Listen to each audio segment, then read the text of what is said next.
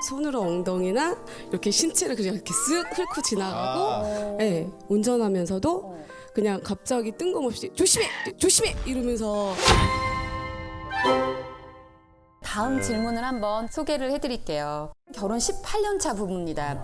이제는 40대 중반을 바라보는 만큼 서로에게 무심해질 때도 됐는데 남편은요 아직도 어딜 가든 저와 함께하려고 장소, 시간을 불문하고 스킨십을 해댑니다. 스킨십을 해대는데 그런데 또 이게 문제야? 문제는요, 제가 뭐 숨을 쉬어도 다 문제야. 오늘. 한 문제가 좀 이렇게 들어보세요. 많아. 제가요 권태기가 찾아왔는지 이런 남편이 가끔은 부담스럽고 귀찮습니다. 남편이 귀찮아지는 이 상황을 어떻게 극복하면 좋을까요? 라고 해주셨습니다.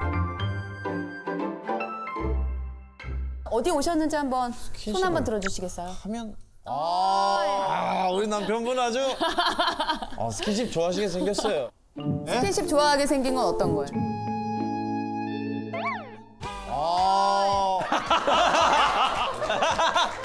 안경으로 단단히 봉인해 놓고 계시네. 남편분이 애정 표현을 하신다고 말씀해 주셨는데 네. 어느 정도 이제 좀 자세히 설명을 좀 해주세요. 제가 만약에 설거지를 하면 이렇게 지나가면서 이렇게 손으로 엉덩이나 이렇게 신체를 그냥 이렇게 쓱 훑고 지나가고, 네, 운전하면서도 그냥 갑자기 뜬금없이 조심해, 조심해 이러면서. 네. 조심했는데 위치가 조금 그러네요. 네. 이렇게 하면서 위치가 약간 좀 네, 그렇게. 네, 이거는 기본이고. 처가를 자주 가는 편인데 장인 장모님이나 뭐 저희 이모 이렇게 계시면 내 옆에 한 번만 와줘, 여기 한 번만 누워줘, 이렇게 한 번만 안아줘 이렇게 하면서 그냥 이렇게 계속 이렇게, 네, 자기 좀 사랑해 달라고, 네, 그러면서 저는 저게 자랑인 것 같긴 한데 그래요? 그게 근데 귀찮다고 느끼신 게 어느 언제부터인지. 최근에 많이 좀 심해졌는데 저희가 아이가 셋이 있고 아이들이 어느 정도 크고 저는 이제 제 시간을 보내고 싶은데 차 수리나 뭐 이제 워셔액을 넣는다던가 마트 가는데도 같이 가자 그러고.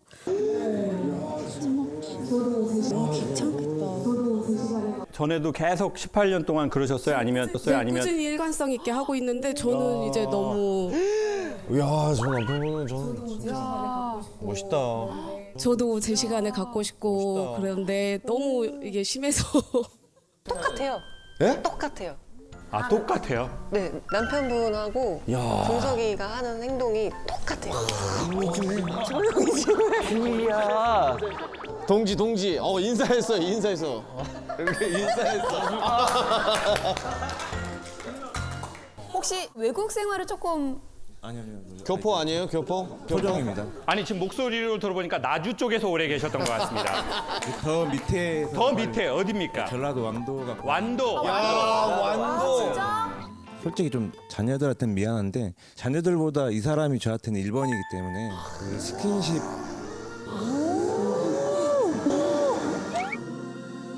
저는 제 마음 가는 대로 이렇게 표현을 하는 건데 이제 사람은 그게 너무 과하다. 예, 야 부모님들 앞에서는 그러지 마라. 근데 저는 솔직히 부모님들 앞에서도 저희 부모님들이니까 그냥 당당하게 편하게. 그러니까 부모님들 앞에서 근데 자꾸 이런 걸 손을 이렇게는 안 해줬으면 좋겠어요. 이렇게. 내려갈지 모르겠어 지금. 손이 자유자재시네 손이. 죄송합니다. 이게 스킨십이라는 게 반드시 어떤 애정이나 성에 대한 문제만이 아닌 오히려 더 정서적으로 접근이 되거든요. 그러니까 내가 긴장감이 너무 많아. 네. 아니면 내가 결핍이 너무 많아. 내가 그걸 다른 사람한테는 표현하지 못해. 아니면 우리가 우리의 부모 때에서 어떤 상황의 특수성 때문에 그런 애정을 많이 못 받고 내가 일찍 독립을 했거나 내가 알아서 살아야 됐거나 이런 상황에 그게 한두 번이 아닐 거란 말이에요. 그러면 이제 그거에 대한 목마름이 얼마나 가득히 있겠어요. 그러니까 이제 내가 결혼했어. 아내를 만났고 아내에 대한 애정과 호감이 있어요. 그래서 저는 그런 것이 있는 것이 아닌가. 그렇지 않다면 호르몬 치료가 시급하다.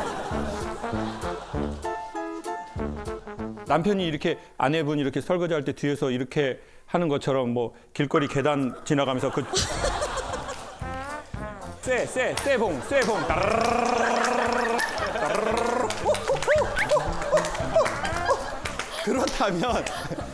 그렇다면 그건 개그인데 아내분이 이게 진심으로 조금 살짝 불편하다면 남편분이 생각해 볼 여지는 있을 것 같다. 왜냐하면 사랑은 열정보다는 예의에 가깝기 때문에. 내가 이렇게 나는 정말 애정해서 사랑해서 했는데 아내가 나는 조금 이렇게 좀 이 선을 지켜줄 수 있어. 나도 당신하고 그런 게 좋은데. 그렇다면 남편 입장에서 한번 생각해 볼 수 있지는 않을까. 그래도 일단은 정말 이런 사연은 강연 20년 만에 처음이네요. 오늘 약간 10만이가 된 것 같은 느낌이에요. 이랬거나 저랬거나 남편분도 아내분도 복 받으신 것 같습니다.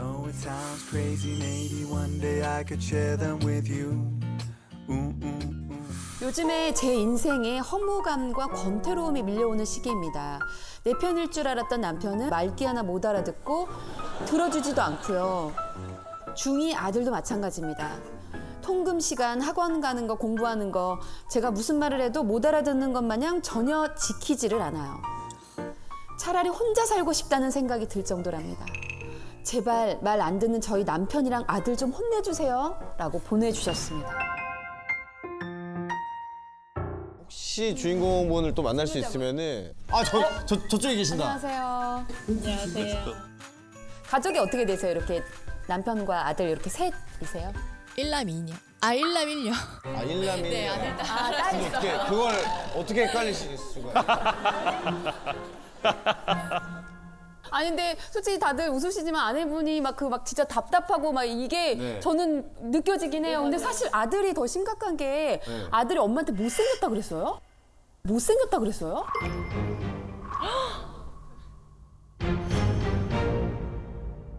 못생겼다 그랬어요? 저 어디 봐서 못생기진 않았거든요. 진짜 못생기진 않았거든요. 진짜 어디서 그냥 한 번도 태어나서 들어본 적이 없거든요. 근데 어느 날 얘가 학교에서 농구를 하다가 친구 안경을 부러뜨렸어요. 그래가지고 이제 안경점을 서로 하면서 너가 이런 일이 있어서 뭐 이렇게 하면서 막 말하면서 가는데 엄마 제발 그만 좀 말해. 못생겨가지고. 어머나 어떡해. 왜 말하냐고 막 이러는 거예요. 좀 조용히 좀 하라고. 그래서 야 너 어떻게 나한테 이런 말 해서 나 어딜 가서 그런 말 들어본 적이 없다. 그런 사연이 한 번 있었고 학교에 제가 임원 이런 거를 좀 하는 걸 좀 좋아해가지고 중학교 작년에 갔을 때 한번 해주고 싶어가지고 하려고 그랬더니 절대 학교 오지 말라고 학교 오기만 해보라고 못생겨가지고 못생겼다고 아이고.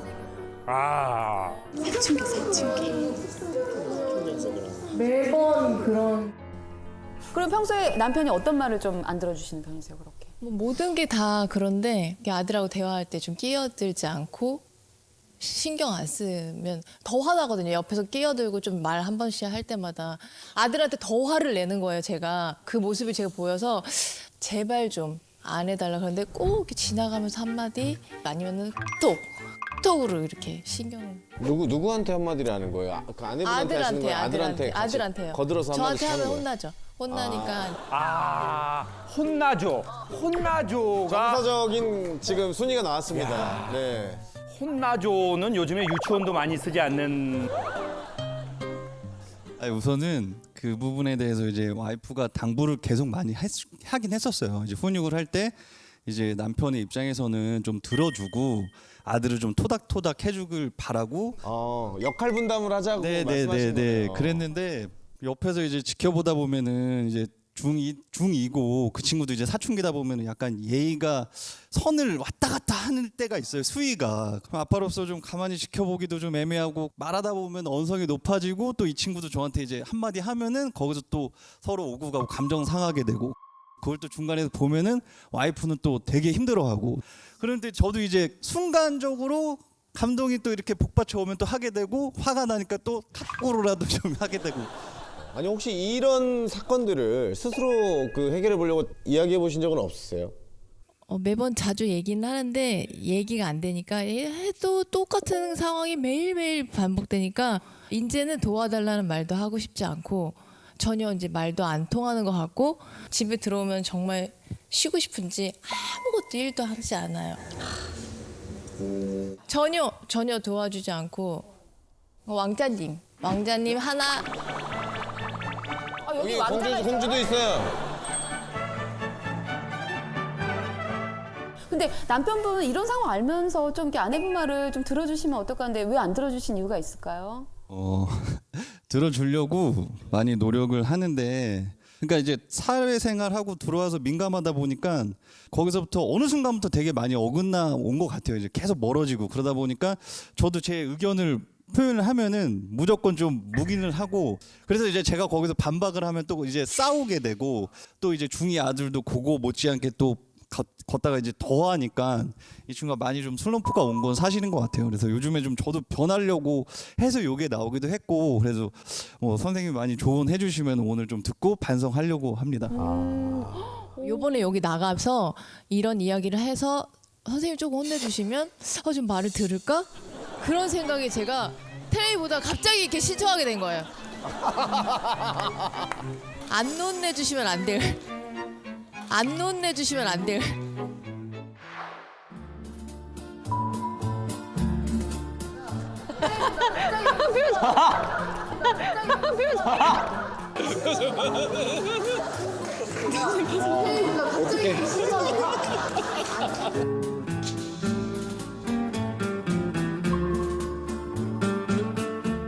안 혼내주시면 안 될.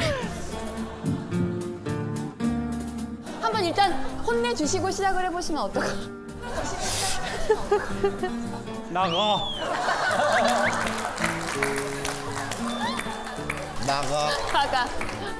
아니 근데 참 이게 그런 것 같아요. 정말 남자 입장에서는 만약에 밖에서 일을 한다면, 예를 들어 이제 방청객분들은 오늘 부부끼리 어떻게 보면 데이트하러 오신 거고, 초대 손님이든 저든 보통 이제 일을 하는 거잖아요. 긴장 안 한다 하지만 긴장 안 할 수 없고 신경 안 쓸 수가 없잖아요.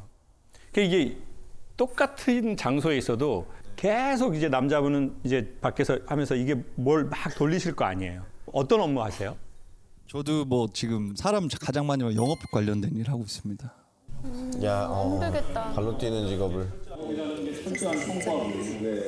그러면은 이 영업이라는 게 철저한 성과고, 사무실에 가면은 저 바둑판 같은 거 올라가 가지고 뭐 이거 보이고, 또 뭐 왜 이렇게 사람 관리 못하냐, 퍼포먼스 왜 이렇게 못 내냐. 맞습니다. 정확하십니다. 어? 이거 계속 이렇게 되면 장담 못해. 나가야죠. 그럼 나가야죠. 이게 막 계속 성과를 내야 되고 오디션을 봐야 되고, 아무리 프로고 아무리 로얄이어도 이번 시즌에 잘못하면 무슨 수석이 왜 그래? 수석 바꿔 차석으로.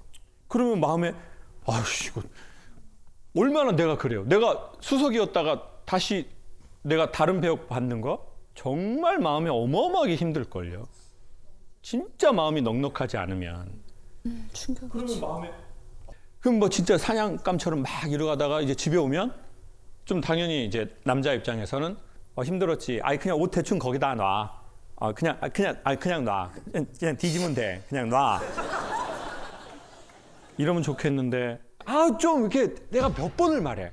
내가 대단한 걸 도와달라는 게 아니잖아. 내가 그렇게 큰 걸 바래? 지금 애도 그러는데 자기까지 그래. 나를 도와줘야지. 한두 번이 아니야. 나를 이렇게 나쁜 여자 되는 게 내가 더 정말 기분이 안 좋은 거야. 나 이렇게 왜 나를 나쁜 여자를 만드냐고. 똑같았어요. 똑같아요? 네. 똑같아. 저 빙의했나 봐요, 지금 순간. 무서워요. 그러다 보니까 이제 남편분은 또 들어보면 저 말이 맞긴 맞는데, 내가 또 좀 신경을 썼어야 되는데, 나도 힘든데, 이 정도는 좀 너끈히 받아주면 안 되나? 뭐 이렇게까지 빡빡하게 해야 되나? 맞습니다. 그래서 저는 이 이야기를 소개하고 싶은데요. 거울은 먼저 웃지 않는다. 내가 웃지 않았는데 거울 안에 있는 그게 나를 보고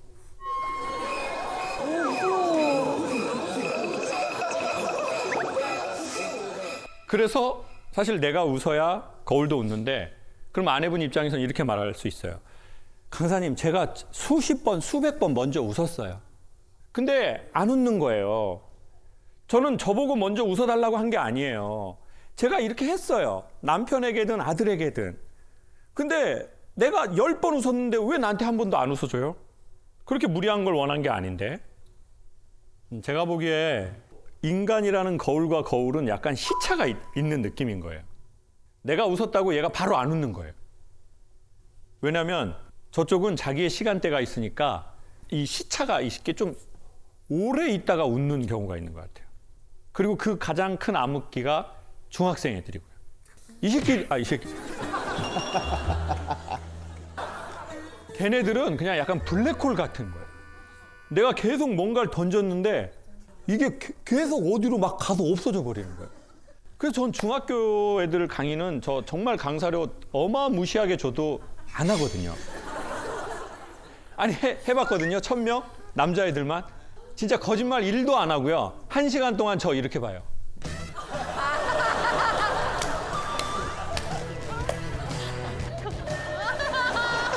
뭐야? 혀를 왜 저러는 거야?